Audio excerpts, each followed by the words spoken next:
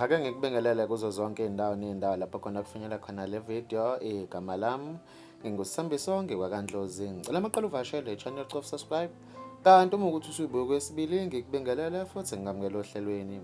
Wembukela amazwibele ngikuphathele wona namhlanje athi uSinethemba Ngcece wengane yentombazane eneminyaka engu-8 ubudala usethole ebulewe ngesihluku endaweni yaseMTHWALUME esifundazweni saKwaZulu-Natali. Kanti-ke wembukeli kubeka ukuthi lenye ingane umkhondo wayo kawutholakali namanje. Wembukeli kaze kwakhala nyonini ngempela kuleya ndawo yaseMTHWALUME. Mbukeli, ngizocela ubeke uvo lakho kwi-comment section mayelana nalolu daba lokuhlukunyezwa nokubulawa kwengane isasencane.